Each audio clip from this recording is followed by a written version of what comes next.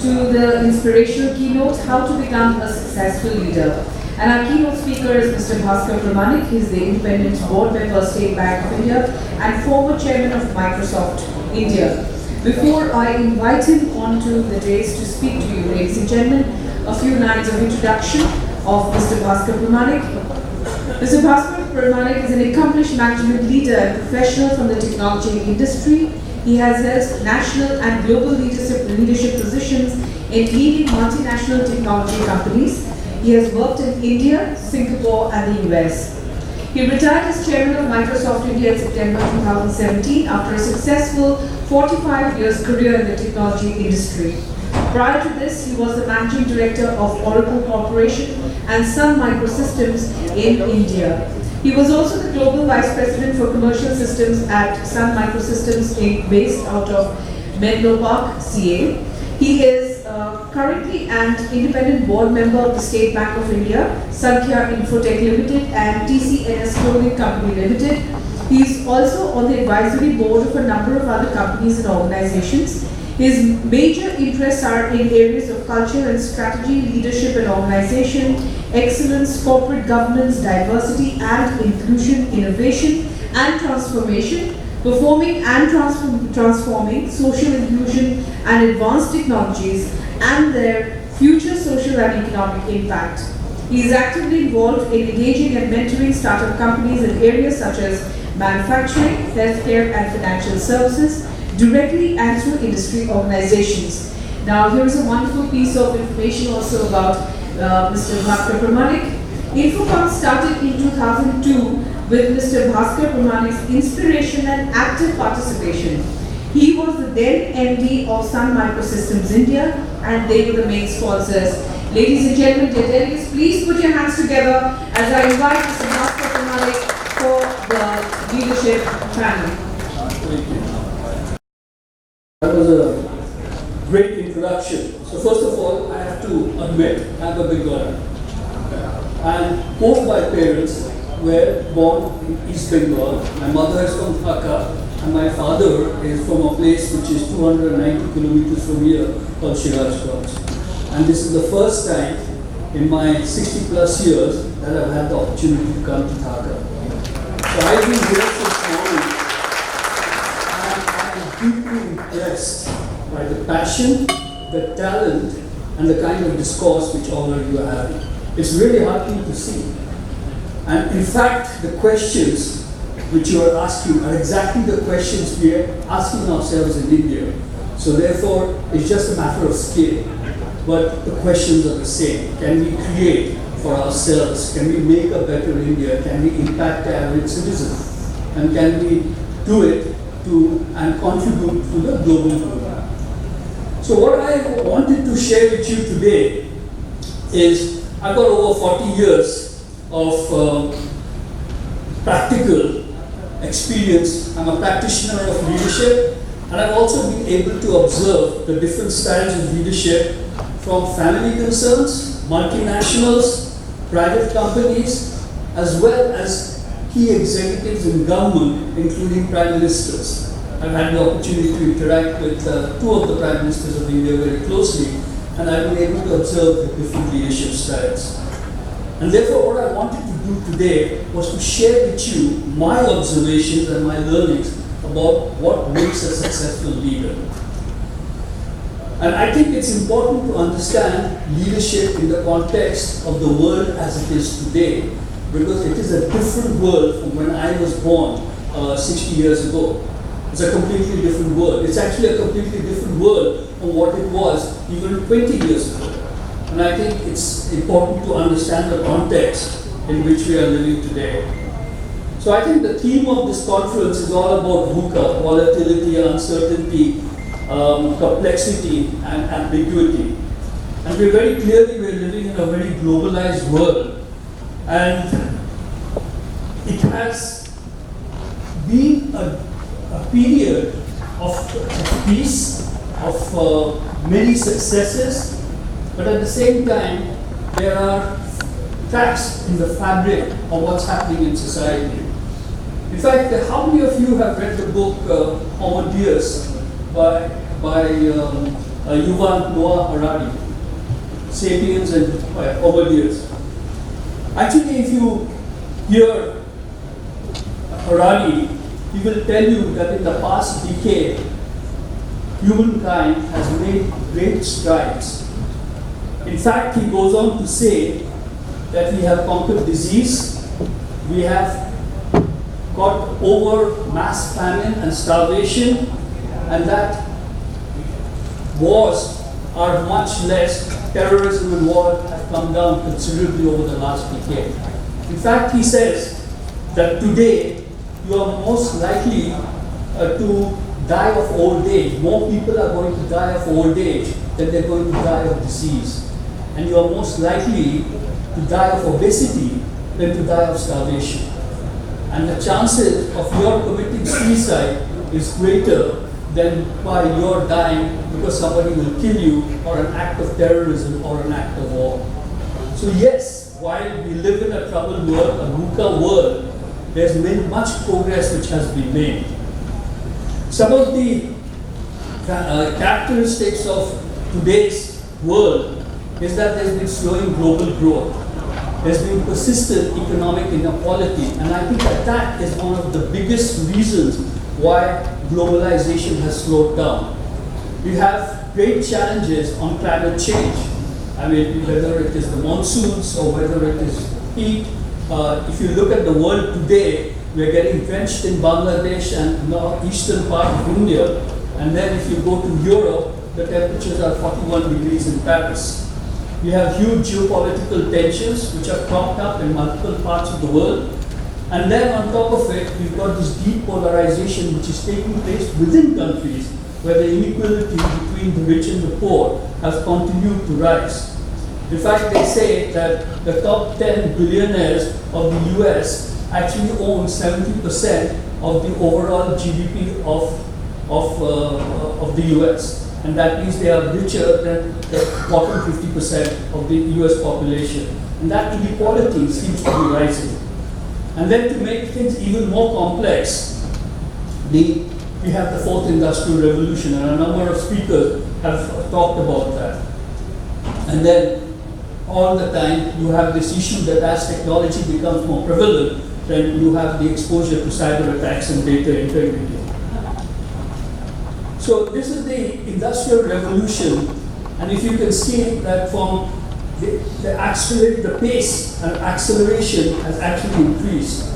With the invention of the steam, water, mechanical production equipment, that period lasted for 100 years. And then when we came to a mass consumption, mass production, electricity, that industrial era, that also lasted for 100 years.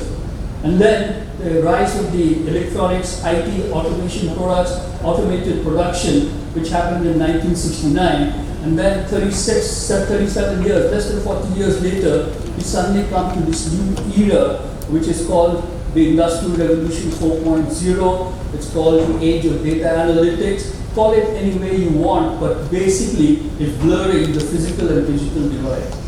And all of this is actually causing immense pressure on our current state of the globe.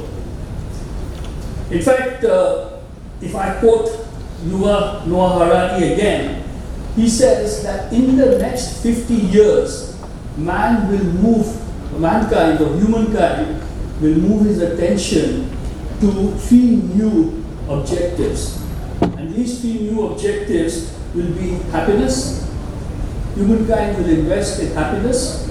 It will invest in immortality, and it will invest in bringing about divinity, the ability for humankind to create and destruct. And this, he says, is possible with the advent of technology in the course of the next 50 years. So it's a frightening way of looking at what the future is. But all of these will have unintended consequences, like we talked about: increased cybersecurity, lesser privacy, job losses, wider disparity, and heightened polarization. And it is in this context that we have to look at what does leadership mean, what are the important from a leadership perspective. And I think the first point I wanted to reiterate is that leadership is both an art as well as the science. And I want to share with you first about the art and then about the science. From a science perspective, my previous company, Microsoft, we actually borrowed and did a lot of research on leadership effectiveness. We did a lot of consultation on psychology and neurosciences to develop a model for Microsoft. And this was a period when there was this transition in leadership happening in Microsoft, when Steve Ballmer gave way to Satya Nadella. And I had the opportunity to work for 7 years in Microsoft, and I was there right at the transition. I spent 50% with Steve Ballmer, 50% with Satya Nadella, and I can tell you that the outcomes, the differences were staggering. And I'd like to share what those leadership principles were and how you can practice them. Because I've seen it happen in Microsoft. When I joined Microsoft, its market capitalization was about $200 billion. Its revenues were in the order of $75 billion. It was hugely profitable, but it was growing at something like 6 to 7%. And today, if you look at Microsoft, it's growing at double digits. Its revenues are over 120 billion, and its market cap is the largest in the world, greater than Walmart at $1 trillion. And this is the outcome of great leadership by an individual called Satya Nadella and how he transformed the organization. And I'd like to share those lessons with you, because when we talk about someone in Bangladesh or in India creating the next Microsoft or the next WhatsApp or the next Facebook, I think those leadership are going to be important. It's not just your technical ingenuity, it's also about your leadership. And I'm glad to say that some of the companies I work for in India, some of the startups, they're showing signs of that. If you meet the CEOs of those companies, they have that kind of grandiose vision about what they want to go out and achieve. So, first, it's the art of leadership. And the art of leadership is really based upon emotional intelligence.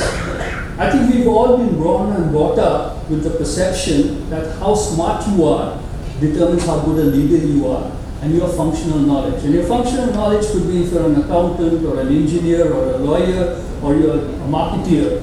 It's based upon your functional knowledge. And if you have these two, you have the smarts and you have the functional knowledge, then you can become a great leader. But research has shown that what is more important today is really about emotional intelligence. And let's talk about some of these components of emotional intelligence. There are really 5 areas which are critical and important. Number 1 is self-awareness. Number 2 is self-regulation. The 3rd is motivation. The 4th is empathy. And the 5th is social skill.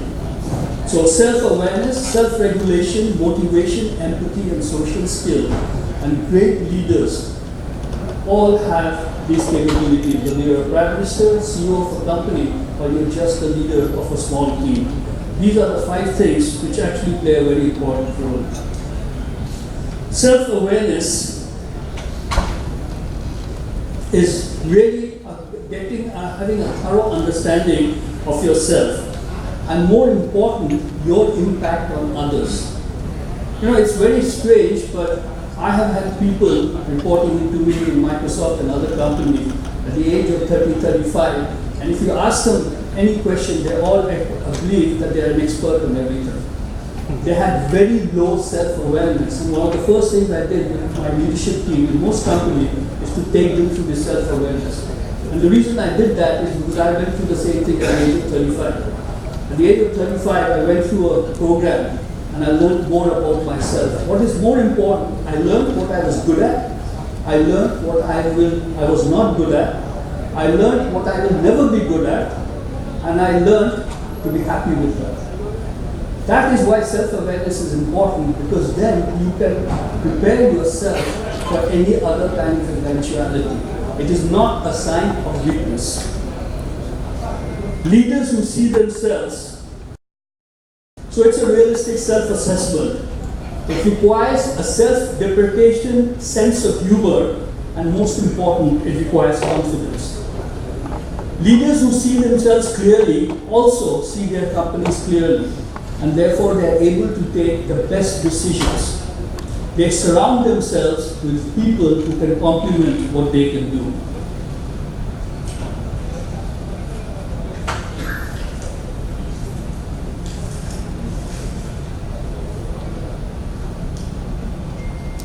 The next attribute is self-regulation. Self-regulation is about controlling disruptive impulses and thinking before acting. And I believe all of us know one individual in the world who is completely self-unregulated.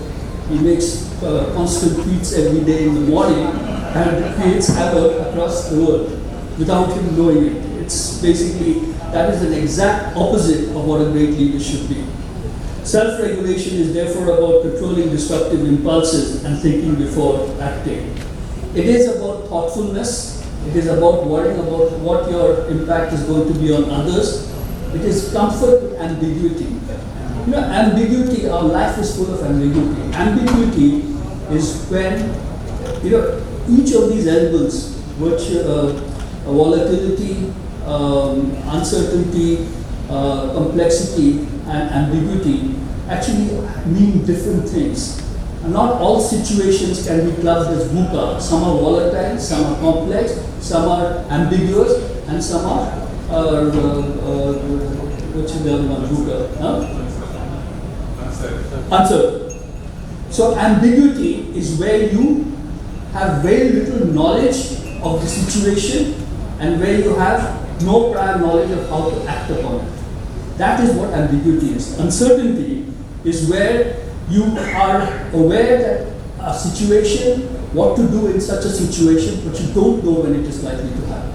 So therefore that's uncertainty. So ambiguity is the toughest, because both are negative. And it's an ambiguous, good leaders know how to handle ambiguous situations. You don't know what the future is, but you have various different options. You then choose the right option and then you go with that. And then quickly experiment. If it fails, you move on to another set of options. So you have to fail fast, but you have to experiment. In the past, leaders did not expect failures. Accepting a failure was a sure sign that you would be asked to leave, and therefore nobody would like to express failure. So ambiguity, comfort with ambiguity is very, very critical. And I think the self-regulation also requires integrity, and integrity is actually the ability to act in a principled way, even when tempted to do otherwise. And I think that is one of the biggest strengths of most of the great leaders that I have seen, leaders who have stood the test of time. It's their integrity. So leaders who control their feelings create an atmosphere of fairness and trust. The third attribute is motivation. Motivated people are driven to achieve far beyond their expectations.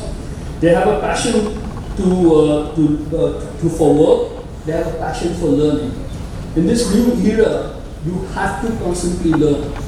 When I retired, I was extremely concerned about how I was going to learn, because when you work for a multinational, when you are interacting with customers, when you are interacting with employees, you learn a lot every day, every minute.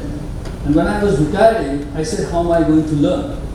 And I had to quickly put together a system by which I expanded my networks. I started working on different boards, I started working on advisory boards, I started interacting with startups, and I built my own network of connection so that I was in a better position to constantly learn about cybersecurity. I'm on the board of the State Bank of India, and I chair the IT strategy committee. I have to be abreast about what's happening on cybersecurity. I have to be abreast about what's happening in AI, because SBI is a digital bank. So therefore, it is important for me to constantly learn. Motivation is also to constantly raise the bar. It's like what we heard just now in the previous panel. that you are going from good to great. If you are good, how do you become great? Think about Amazon. Every year it doesn't cease to amaze me as to how they find out new ways of getting something done. It's about constantly raising the bar. And that's what great leaders do. They're not satisfied with the status quo. In fact, when I was working as the chairman of Microsoft, I used to tell my people that if you have a certain problem to solve and you're going to solve it the same way as you would have done 1 year ago, you haven't learned anything.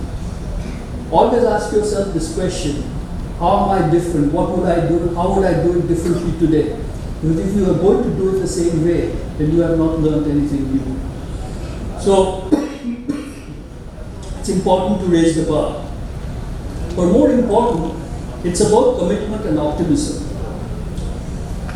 I've also been prone to do that, when we had a meeting and the outcome wasn't as desired, then I could lose my temper. And that's the worst thing that you could do.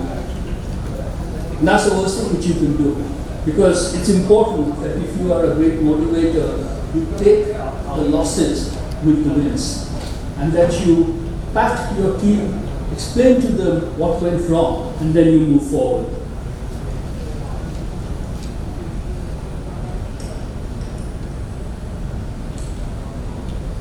And the drive to excel is contagious. You'll find that as you excel and ask for more excellence, then people will actually raise their game and they will bring their best work to office. The fourth area is empathy. And this is an area which I think is least understood, because empathy is all about people reading between the lines on what's said. It's not basically what you observe directly or what you hear, it's what you make of it. And empathy is very, very important. If I talk about my previous boss, Satya Nadella, he was a person with great empathy. Whether it was with the Prime Minister of India, whether it was with the Chairman of State Bank, or whether it was with any of the CEOs, or whether it was an employee or a research engineer, his empathy was fantastic. Every time I had a chance to opportunity to travel with him and I used to ask him a question, he never once said it's a stupid question. He thought for a while and then he responded. That's the kind of person he was, and that is why empathy is important, is the ability to read between the lines. And that gives you the ability to manage large groups and large teams. And that's how you can lead the company with purpose. So why do leaders need empathy? Because it's important for teamwork, because if you want to run a global business, you need to be able to identify with different cultures. And more important, if you want to retain your best talent, then you need to be able to empathize with them. Most people will hire people like them. I always had the desire, or always had the need to hire people who were different from me. And in fact, I used to take the outliers. Some of these outliers turned out to be brilliant individuals who actually created the disruption which I needed within the organization. And leaders need to understand teams, members, and help them collaborate. Leaders must also read cross-cultural values, and leaders who manage with empathy increase satisfaction and reduce turnover.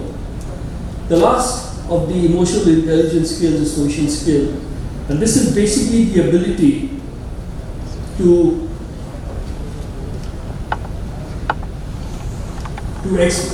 it's the expertise with teams. It's about being friendly, but in a purposeful manner. And that's what social skills are about. It's about interacting to try and understand another person's perspective.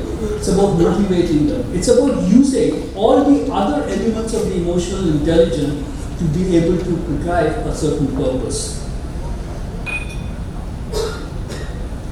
And the reason for that is a leader can't do everything on his own, and therefore he has to rely on others.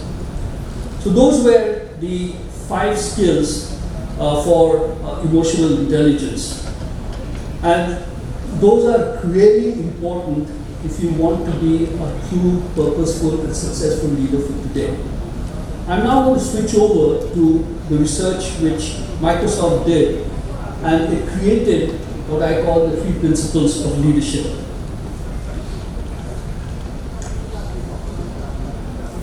The 3 principles of leadership is that this is what leaders do.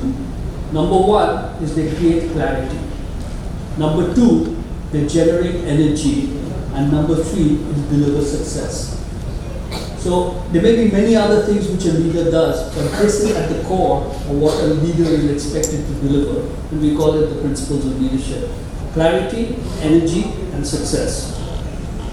So creating clarity is by reflecting and synthesizing the environment to achieve the clarity of vision for their teams, organizations and customers, and then translate that vision into a coherent strategy and a plan. So it's basically these 3 elements, these are the 3 practices to create clarity. Synthesize the complex, ensure shared understanding, and define a course of action. All 3 are critical and important, and I'll give you an example from a Microsoft as to how Satya Nadella achieved this. Number 2 is about generating energy. Generating energy is by being a source of positive, motivating energy, enabling a productive and inclusive work environment, building resilience by showing flexibility and willingness to learn from mistakes. The theme here is mistakes are important. No manager, no leader became successful if he didn't make mistakes. In Microsoft, we used to have a period of time when if you made a mistake, you got fired.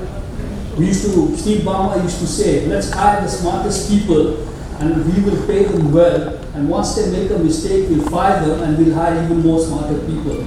So over a period of time, and I think some of you may have experienced Microsoft, some period of time we had so many smart people that there were only 3 kinds of people in Microsoft. Smart people, very smart people, and scarily smart people. And all they did was to sit in meetings to prove how smart they were. So nothing ever got done. So it's very critical and very important that you have to inspire optimism, creativity, and growth, and therefore generating energy. You've got to build that environment where failure is okay. People have the growth mindset. The growth mindset is where I have to learn. I don't know it all. The best source of wisdom is the customer or employees, but it is not that I always have the answer. And that was one of the problems that Microsoft had. And it was all about building organizations that are stronger tomorrow than today. And the last is about delivering success by pushing through real and perceived barriers, searching for the right solutions for the organization and for the customer, keeping a beginner's mind to learning, leaning into uncertainty and taking calculated risks, being curious about the perspectives of others and seeking creative solutions to tough problems. This is what delivering success is about. It's all about learning, experimentation, trying out new things, and constantly looking at how to push the boundary, how to pursue the right outcomes. So I will just end off with a little sharing with you some of the cultural changes, some of the leadership changes which Microsoft brought about. And like I said, I think this was like a test bed. It was like being in a lab where you knew the past and you suddenly were in the present, and now I can see it in the future, and I can see the dramatic difference which leadership has made. So this is Satya Nadella's quote. It's not just about technology, it goes far beyond that. It is even the approach we take to our business. It's how we partner, how we create the flexibility that speak to the real world needs of our customers. That is the transformation that is afoot. That's the momentum that we have inside of Microsoft, driven by us. And he basically on one single sheet, he shared this with all 320,000 employees of Microsoft. What is the mission of the company? And I'd like to talk a little bit about this because when I do a lot of work with startups, and the biggest challenge with startups is that they're not very clear about their purpose. Most companies have to have a purpose. and that purpose has to be sharply defined so that everybody in the organization is clear. In the case of Microsoft, our vision at one point of time, Bill Gates' era, was that a PC on every desk and a PC at every home. But by 2010, by and large, that was done. 1.5 billion PCs were out in the market, total global population was 6 billion people. So therefore, does that imply that when technology changes, your purpose as a company dies with it? Does it mean that you are wedded to a particular technology? And the first thing that Satya Nadella did was to come up with a mission statement which says our mission is to empower every person and every organization on the planet to achieve more. You'll notice there is not one mention of technology. It also implies that when will you be able to empower everybody? I mean, it's an infinite vision. And more important, on the planet. It's not about Redmond, it's not about US, it's about the whole world. And then he defined the strategy, the ambition, and then the leadership. Create clarity, generate energy, deliver success. But more important, for the rest of the organization, he identified the elements of the culture. This is a culture for a company which is over 45 years old, led originally founded by Bill Gates and by Steve Ballmer. And nobody normally in any company changes the culture and the value system. But he had the boldness to change some of the value system so that it would meet with the current requirements. So that's where I'd like to end. These are some of the other slides which I thought I'd share, but I think I'm running out of time. And I just thought I'd just summarize what I just shared with you. So first of all, it is a VUCA world. It is volatile, uncertain, it's complex and ambiguous. Each situation actually requires a different kind of response. I think you have a session tomorrow about how to manage in a VUCA environment. I'm sure some of these will be talked about. Leadership becomes even more important, but it's the right kind of leadership. Emotional intelligence is twice as more important than technical or IQ. The 5 elements are self-awareness, self-regulated, motivation, empathy, and social skills. And leadership, it's all about creating clarity, generating energy, and delivering success. Thank you.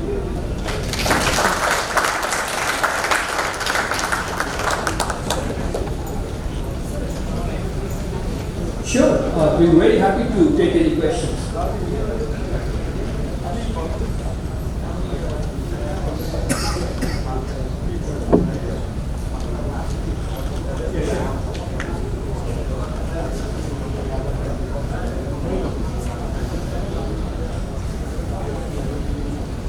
What difference did you see between Steve Ballmer and Satya Nadella? But What difference in the leadership yes, did you witness between Steve Ballmer and Satya Nadella? okay, that's a great question. See, it's not that Steve Ballmer was not successful. Steve Ballmer, number one, was a sales guy. Bill Gates was an engineer. Bill Gates invented the technology. Steve Ballmer was the business manager. He took the business, but he took an existing business and he took it forward. When Satya came in, he changed the vision of the company. He moved out of Windows and he moved to the cloud. And that's one of the lessons I learned. That, if you are the CEO of a technology company, please make sure that your successor is also a technical guy, because you need to look beyond commerce. The worst thing a technology company can do is to go hire a consultant as a CEO. And I hope there are no consultants here. But the moment you get consultants or you get some sales and sales vice president or marketing vice president, we always look at shareholder value, never about the customer, never about what is possible. So that was number one. Number two is that, like I mentioned, I think Satya is enormously empathetic. I mean, he can sit in and sort of mix with any one of you, and he will listen. The art of listening. Steve Ballmer never listened. He was always trying to show that he knew more than you knew. But he grew the business. He ran out every single dollar in terms of profitability. So Microsoft has never had a problem about profitability. It had a problem about growth. And whether it will be relevant. It was relevance or profitability. So basically, these are, I think, the two broad reasons. One is that Satya has hardcore technology. He could look around corners, put the right bets. And number two is hugely empathetic and very good with people and large teams.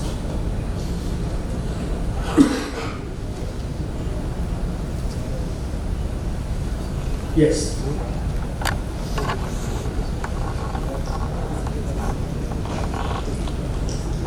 So first of all, thank you very much for that really nice presentation. I think, sir, I'll talk on the inspiration issue that you talked about. And I think inspiration part. Yes. How to motivate people inside the organization. And I will talk about a problem that some of us face in Bangladesh. It's about the new generation, maybe I will count in it. How do you retain individuals? How do you keep them motivated to want to stay in your organization? Yeah. I'll be very specific about it. Yeah. So you see, we have a culture going on which says that maybe because of development or the developing country's status, we can't pay as much. Maybe most startups can't. How do you inspire someone to be in a company, to actually be in a startup, and want to stay in it for at least, let's say, 2-3 years, and invest that much without just looking for a really high-paying job that they will get from an MNC? Okay. So let me talk about Microsoft. So one is that I was the oldest person in Microsoft when I joined them. And the difference was nearly 20 years between myself and the next line. And then if you start looking at the people who were recruiting from the colleges, most of them, their parents were perhaps younger than me. Right? So the generation gap was huge. I mean, I'm the baby boomer, and then you had the Gen X, the Gen Y, and then the millennials. So there were a couple of things I did. One is obviously I used to do a lot of town halls. I used to ask the question, but I also got myself a reverse mentor. I got a millennial to be my mentor, to tell me what she was interested in. It was a she. What she was interested in, what was her colleagues thinking about the company, what were their aspirations, what they would like to see more, and that's how we changed and evolved Microsoft. So for leaders, I would strongly suggest that if there is a generation gap, get yourself a generational mentor. That's one. Number two is on startups. Even in Microsoft, there were people with cushy jobs, and yet the culture was such that they all wanted to achieve more. And if they couldn't find it in the job, they went out and I let them go. In fact, one of my product managers for the Xbox, he decided that he wanted to be a comedian, and now he's one of India's leading comedians. Another person is actually in a startup, started his own company, invested his own money, and I'm actually an advisor on his board. So it is important for people to go after their passion, and especially if you're a millennial, there is no reason for you to want to work for an MNC. There's really no reason.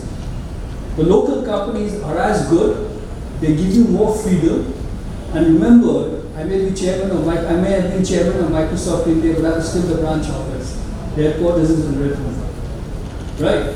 Well, if I am on the board of State Bank of India, I am the headquarters. Okay, so I think there's a huge difference between the two. So go with your passion, go with what you're looking forward to, your aspiration is, and money will find its way. Okay, so don't ever go for money. In fact, motivation for a leader, most leaders who are highly and deeply motivated will never change their job for money.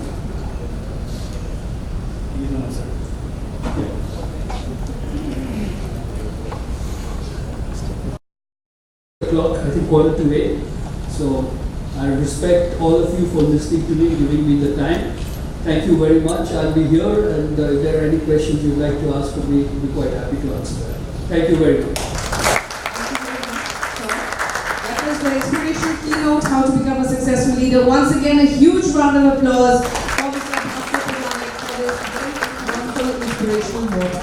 Thank you, sir. May I now request Mr. K.K. Mahapatra to present a memento to Mr. Bhaskar Pramanik as a token of our gratitude. Thank you very much, sir.